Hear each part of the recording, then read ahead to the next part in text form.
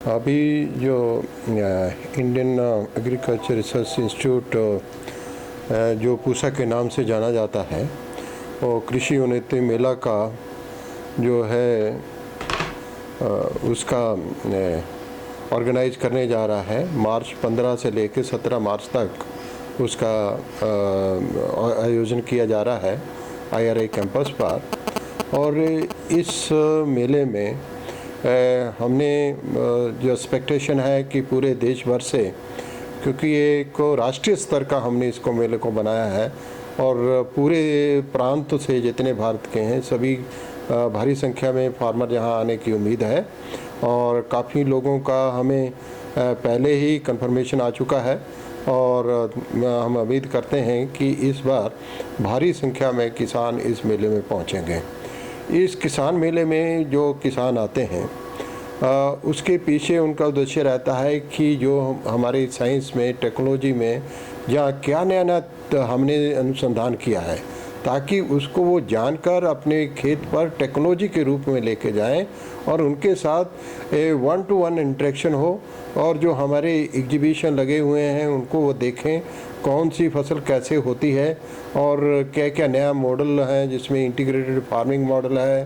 Then floriculture के बहुत सारे मॉडल हैं, प्रोटेक्टेड कल्टीवेशन के बहुत सारे मॉडल हमने लो कॉस्ट मॉडल बना रखे हैं। ऐसे ही ये है कि बहुत सारा, क्योंकि मैकेनाइजेशन का टाइम है, मशीनरी वाले भी वहाँ पर उपलब्ध होंगे, कौन सी नई मशीनरी आ गई है, किस ऑपरेशन के लिए आ रही है। इसी के साथ में जो हमारा पशुधन है, तो हमारे बहुत सारे जो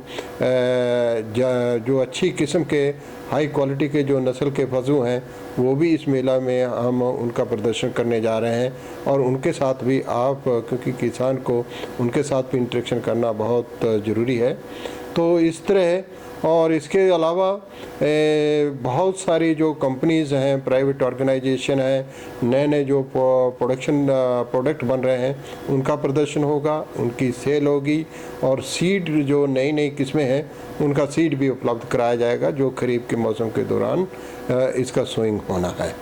तो इस तरह से हम उम्मीद करते हैं कि ये इस बार का जो कृषि उन्नति मेला अपने आप में एक नया रूप लेके सामने आएगा और देश के जो किसानों हैं उनकी उम्मीदों पर